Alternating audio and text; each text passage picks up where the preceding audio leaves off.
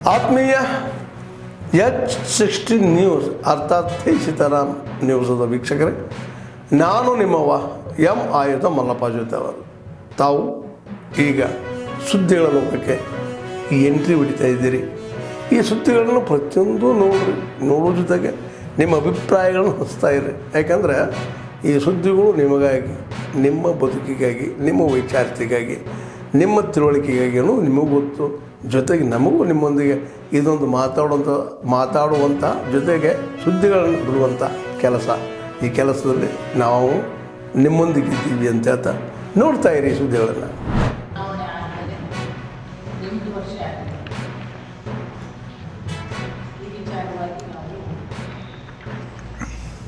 ಯಾವ ಉದ್ದೇಶದಿಂದ ಚುನಾವಣೆ ಆಗಬೇಕು, ಎಲ್ಲರಿಗೂ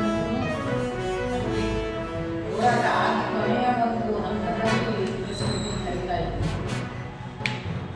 ಅಲ್ಲಿ ಚುನಾವಣೆ ನಡೀಬೇಕು ಅಂತ ಹೇಳಿ ಸೆಕ್ರೆಟರಿ ರಂಗನಾಥ್ ಅವರಿಂದಲೂ 90 ದಿವಸದೊಳಗೆ ಒಂದು ಚುನಾವಣೆ ಆಗಬೇಕು ಅಂತ ಪತ್ರಗಳು ಸಹ ಚುನಾವಣೆ ಆಗಿಲ್ಲ.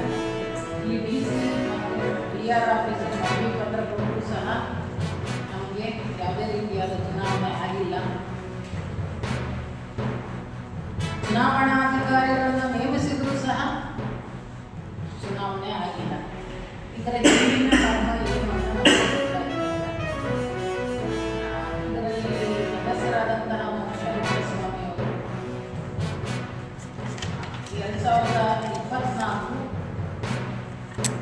2025 ಜನವರಿ 26 ಮಹಿಳಾ ಸೇವಾ ಸಮಾಜನ ಬೀಗ ಹಾಕಿದ್ದಾರೆ. ಅಲ್ಲಿ ಯಾವುದೇ ಮಹಿಳೆಯರಿಗೆ ಅವಕಾಶ ಇಲ್ಲ, ಯಾವ ಮಹಿಳೆಯರು ಅಲ್ಲಿ ಹೋಗಾಗಿಲ್ಲ. ಇದಕ್ಕೆ ನಮಗೆ ಉತ್ತರ ಬೇಕಾಗಿದೆ. ಮತ್ತು ನಮಗೆ ಯಾತಕ್ಕೆ ಅದನ್ನು ಬೀಗ ಹಾಕಿದ್ರೆ ತೆಗಿದೆ ಅಂದ್ರೂ ಅವರಿಂದ ನಮಗೆ ಯಾವುದೇ ಸ್ಪಂದನೆ ಇಲ್ಲ. ನಮಗೆ ಯಾವ ಪ್ರಶ್ನೆಗೂ ಯಾವ ಸದಸ್ಯರಿಂದನೂ ನಮಗೆ ಯಾವ ಸದಸ್ಯರು ಎಷ್ಟೇ ಕೇಳಿದ್ರು ಅವರಿಂದ ನಾವು ಕಮಿಟಿ ಮಾಡ್ತಿದ್ದೀವಿ, ನಾನೇ ಬರ್ತೀನಿ ಅನ್ನೋ ಅಷ್ಟೇ. ನಮ್ಮ ಉತ್ತರ ನಮ್ಮ ಪ್ರಶ್ನೆ ಇಷ್ಟೇ, ನಮಗೆ ಚುನಾವಣೆ ಮಾಡ್ತೀವಿ, ಚುನಾವಣೆ ಮಾಡಿ ಅವರೇ ನಿಲ್ಲಿ ಅವರೇ ಗೆಲ್ಲಿ, ನಮ್ಗೆ ಬೇಜಾರಿಲ್ಲ. ಆದರೆ ಚುನಾವಣೆ ಆಗ್ಬೇಕು ಅನ್ನೋದು ಒಂದೇ ಉದ್ದೇಶ. ಧೋರಣೆ ಸಿದ್ದರಾಮಯ್ಯ ಸರ್ಕಾರ ಒಲ್ಲದ ಮನಸ್ಸಲ್ಲಿ ನೀಡ್ತಾ ಇದೆ ಅನ್ನೋದು ಯಾಕೆ ಹೇಳ್ತಾ ಇದ್ದೀವಿ ಅಂದರೆ, SCPಯಲ್ಲಿ ಅನುದಾನದಲ್ಲೂ ಕೂಡ ಒಳ ಮೀಸಲಾತಿಯನ್ನು ಜಾರಿ ಮಾಡ್ತಾ ಇದೆ. ಈಗ ಏನಾಗಿದೆ, ಕರ್ನಾಟಕ ರಾಜ್ಯದಲ್ಲಿ 17+7 ಅಂದರೆ 24% SCP TSP ಹಣವನ್ನು ಬಜೆಟಲ್ಲಿ ತೆಗಿತಾ ಇದ್ದಾರೆ. ಈಗ 17% SCP ಹಣವನ್ನು ಇದೆ. ಈ 17% ಹಣವನ್ನು ಈಗ ಒಳ ಮೀಸಲಾತಿ ಈಗ ರಾಜ್ಯದಲ್ಲಿ ಜಾರಿ ಆಯಿತು ಅಂದರೆ 665 ಜಾರಿ ಆಯಿತು ಅಂದರೆ ಅನುದಾನದಲ್ಲೂ ಕೂಡ ಒಳ ಮೀಸಲಾತಿಯನ್ನು ಅಪ್ಲಿಕೇಬಲ್ ಮಾಡಬೇಕು ಅನ್ನೋದು ನಮ್ಮ ಹಕ್ಕೊತ್ತಾಯ ಆಗಿದೆ. ಹಾಗಾಗಿ SCP ಹಣದಲ್ಲೂ ಕೂಡ ಒಳ ಮೀಸಲಾತಿಯನ್ನು ತರಬೇಕು, ಅದನ್ನು ಮಸೂದೆಯಲ್ಲಿ ಆ್ಯಡ್ ಮಾಡಬೇಕು, ಬಡ್ತಿಯನ್ನು ಆ್ಯಡ್ ಮಾಡಬೇಕು, ಮತ್ತು SCP ಹಣವನ್ನು ಒಂದು ಆ್ಯಡ್ ಮಾಡಬೇಕು. ಅದಾದ ನಂತರ ನಮ್ಮ ಇನ್ನೊಂದು ಹಕ್ಕೊತ್ತಾಯ ಏನು ಅಂದರೆ ಅಲೆಮಾರಿಗೆ ಸರಿಪಡಿಸಬೇಕು ಅಂತೇಳಿ ರಾಜ್ಯ ಸರ್ಕಾರಕ್ಕೆ ಮಾಧ್ಯಮ ಮುಖಾಂತರ ಅವ್ರನ್ನ ಆಗ್ರಹ ಪಡಿಸ್ತಾ ಇದ್ದೀವಿ ಅಂತ ಹೇಳ್ತಾ ಇದ್ದೀವಿ. ಅನೇಕ ಹೋರಾಟಗಳ ತರುವಾಯ ಏನು ಒಳ ಮೀಸಲಾತಿಯ ಜಾರಿಗೆ ಕೊಟ್ಟಿರ್ತಕ್ಕಂಥ ನಾಗಮೋಹನ್ ದಾಸ್ ಅವರ ವರದಿನೇ ಅನೇಕ ಸಮಸ್ಯೆಗಳನ್ನು ಬಗೆಹರಿಸ್ತೇನೆ, ಹಾಗೆ ಅದನ್ನು ಜೀವಂತವಾಗಿ ಇರ್ತಕ್ಕಂಥ ಕೆಲಸವನ್ನ ಸರ್ಕಾರ ಮುಂದೆ ಅದನ್ನು ಪರಿಪೂರ್ಣ ಸಿದ್ಧತೆಯನ್ನ ಸರಿ ಮಾಡೋ ತನಕ ನಾವು ಹೋರಾಟವನ್ನ ಮಾಡಿ ಸರಿಪಡಿಸಿ ಎಲ್ಲೆಲ್ಲಿ ಮೀಸಲಾತಿ ಇದೆ ಆ ಮೀಸಲಾತಿ ಇರ್ತಕ್ಕಂಥ ಜಾಗದಲ್ಲಿ ಎಲ್ಲ ವರ್ಗದಲ್ಲಿ ಎಲ್ಲ ವಿಧ ನಮ್ಮ ಹಕ್ಕೊತ್ತಾಯ ಆಗಿದೆ. ಅದರಲ್ಲಿ ಪರಿಶಿಷ್ಟ ಜಾತಿಗಳಲ್ಲಿ ಮಾದಿಗ ಸಂಬಂಧಿತ ಜಾತಿಗಳು ನಮಗೆ ಗೊತ್ತಿರೋ ಹಾಗೆ ನಾವೇಕಂದ್ರೆ ಈ ಜಾಗನಿಕವಾಗಿ ಅಧ್ಯಯನ ನಡೆಸ್ತೇನೆ ಅವನ್ನ ವರ್ಗ 3ರಲ್ಲಿ ಸೇರ್ಪಡೆ ಮಾಡಿ ಅವ್ರನ್ನ ಅತಂತ್ರಗೊಳಿಸುವಂತ ಕೆಲಸವನ್ನ ಒಂದು ತುಳಿತಕ್ಕೊಳಗಾಗಿರ್ತಕ್ಕಂಥ ಅಲೆಮಾರಿ ವರ್ಗಗಳಾಗಿರ್ಬೋದು.